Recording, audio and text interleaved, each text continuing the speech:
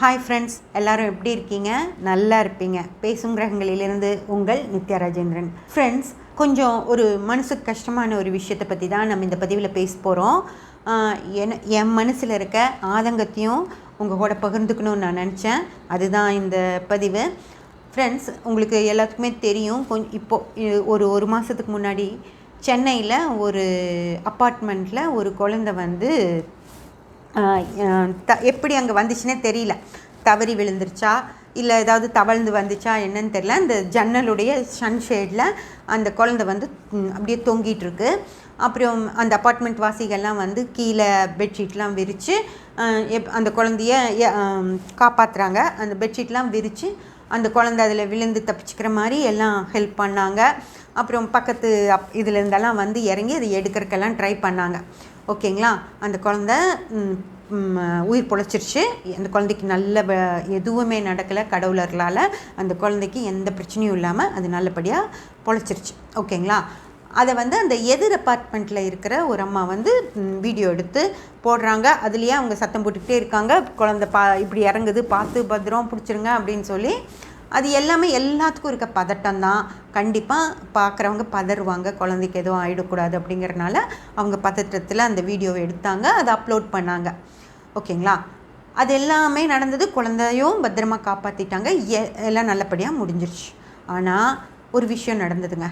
அந்த வீடியோவில் ஏகப்பட்ட கமெண்ட்ஸு.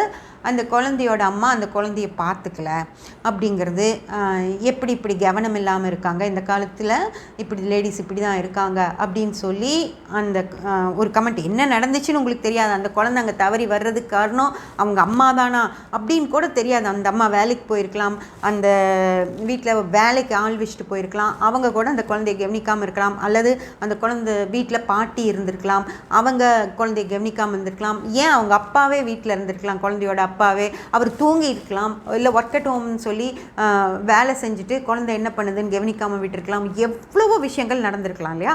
ஆனால் அம்மா பார்க்கல, இந்த காலத்து பொண்கள் இப்படி தான், பெண்களே சரியில்லை அப்படின்னு சொல்லி போடுற கமெண்ட்ஸும், அவங்கள வந்து ஒரு குழந்தைய கூட ஒழுக்கமாக பார்த்துக்க முடியலன்னா நீ எல்லாம் என்ன அம்மா அப்படியெல்லாம் கேட்டு கமெண்ட்ஸும், அவ்வளோ கமெண்ட்ஸ் போட்டு இப்போ வந்து அந்த பொண்ணு கோயம்புத்தூரை சேர்ந்த பொண்ணு, அந்த பொண்ணு கோயம்புத்தூர் வந்து அந்த இதையெல்லாம் தாங்க முடியாமல், முதலே அந்த பொண்ணுக்கு ஒரு கில்ட்டினஸ் இருந்திருக்கும், நம்ம குழந்தைக்கு இப்படி ஆயிடுச்சு அப்படின்னு.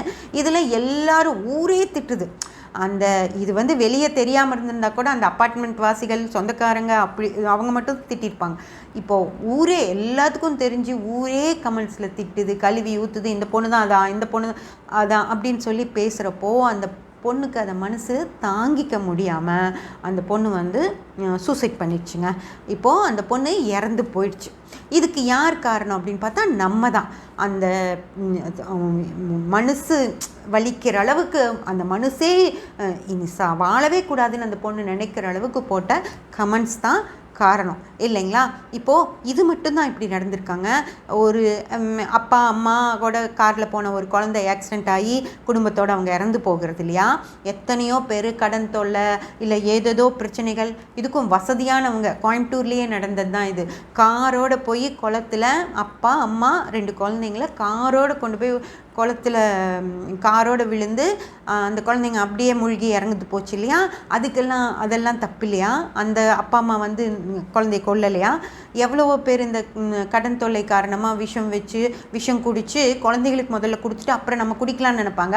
அந்த குடித்து அந்த குழந்தைங்க இறந்துரும், ஆனால் இவங்களுக்கு இறப்பு வராமல் போயிடும். அப்போல்லாம் அதெல்லாம் என்ன? அப்புறம் ஏதோ ஒரு பொண்ணு யாரோ பழகினவங்க கூட போகிறதுக்காக 2 குழந்தைங்களை கொல்லலையா? அந்த மாதிரியெல்லாம் விஷயங்கள் நடந்துச்சு இல்லையா?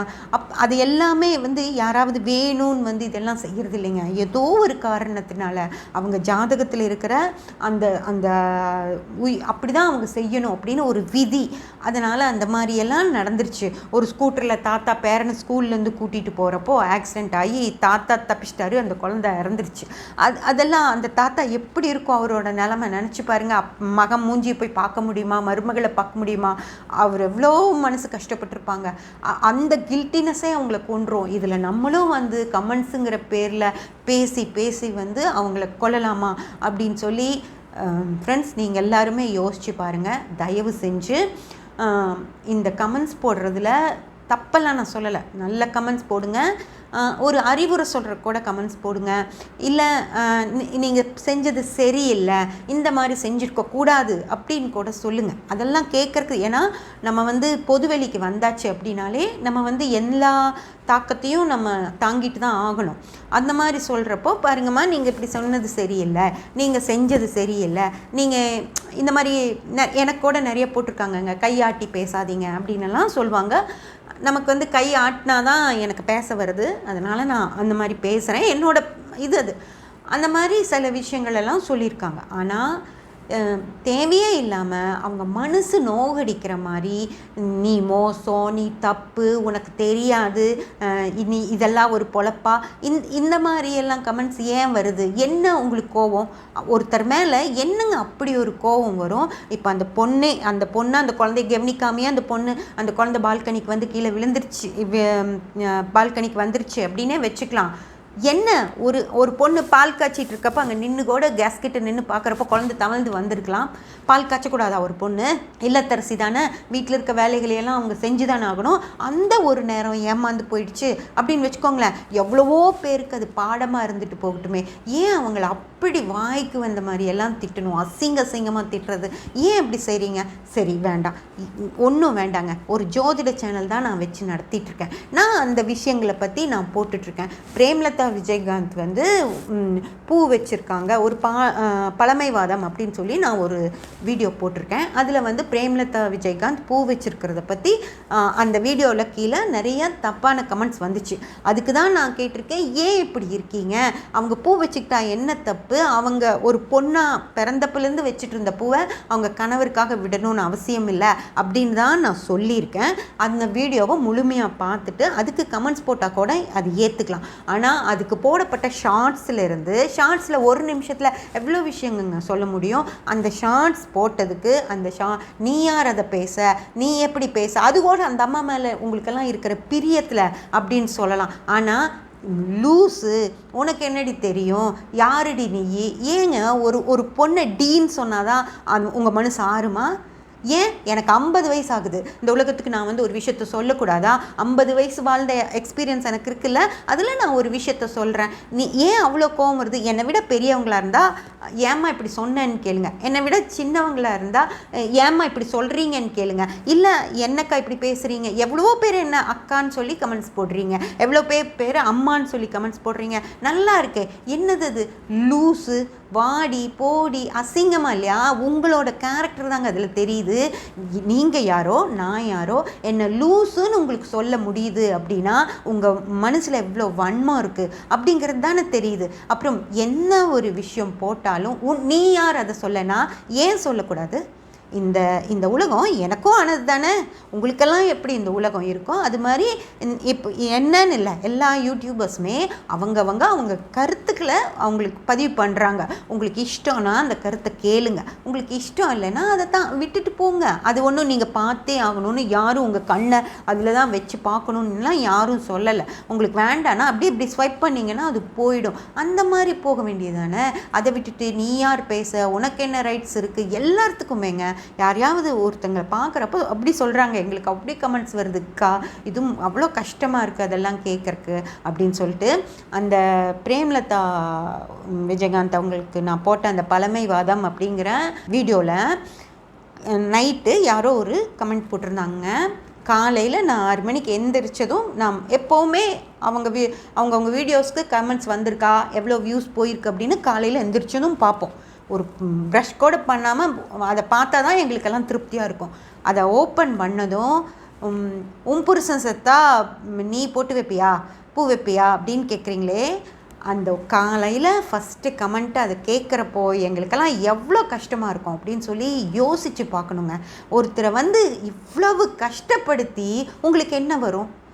முகமே தெரியாத ஒருத்தரை அவங்கள அவ்வளோ சங்கடப்படுத்தி எப்படி இருக்கும்னு நினச்சி பாருங்கள். அதை தாங்கவே முடியலைங்க, என்னால் ரொம்ப கஷ்டமாக இருந்துச்சு. ஒரு ½ அன் ஹவர் நான் அதிலே இருந்தேன். அது நம்ம என்ன தப்பாக போட்டுட்டோம், இந்த விஷயம் தப்பு, இப்படியெல்லாம் இருக்க வேண்டாம், நம்ம வந்து பெண்கள் நல்லா வரணும், நல்லா வளரணும், இந்த மாதிரி விஷயத்தில் அவங்கள உட்கார வச்சிடாதீங்க அப்படின்னு சொல்லி தானே நான் பேசினேன். அதுக்கு எனக்கு இப்படி ஒரு இது கொடுப்பீங்களா? அதுவும் ஒரு பொண்ணுங்க அந்த கமெண்ட் போட்டது, ஒரு லேடி.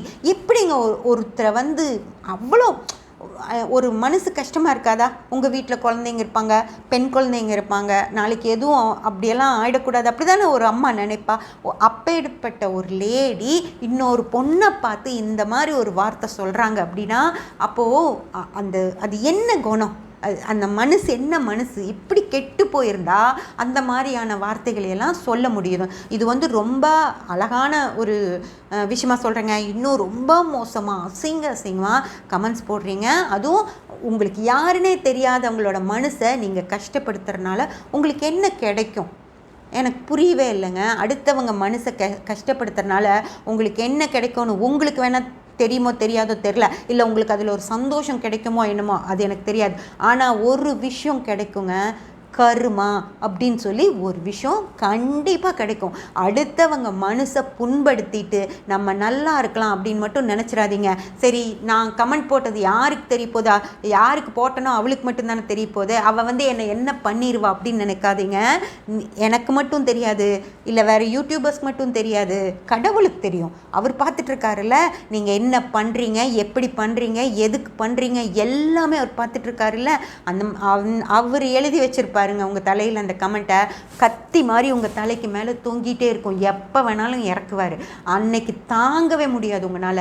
நீங்கள் சொன்ன அந்த சொல்லு இருக்கு இல்லையா, அது உங்களை படுத்த போகிற பாட்டை எந்த இதுலேயும் உங்களால் அனுபவிக்காமல் போகவே முடியாது. அதுவும் படாத கஷ்டத்தை படுத்திடுவார். அதனால் எந்த ஒரு உயிரையும் என்ன சொன்னீங்க அப்படின்னு சொல்லி நான் இதை சொல்லவே இல்லை.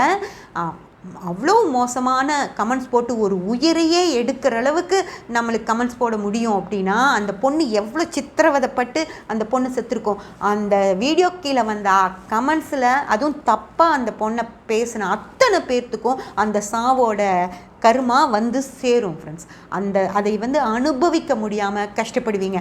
நான் என்ன தப்பு பண்ணேனே தெரியல, நான் ஏன் இவ்வளோ கஷ்டப்படுறேனே தெரியல அப்படின்னு சொல்கிறீங்கல்ல. ஏன் கஷ்டப்படுறீங்க?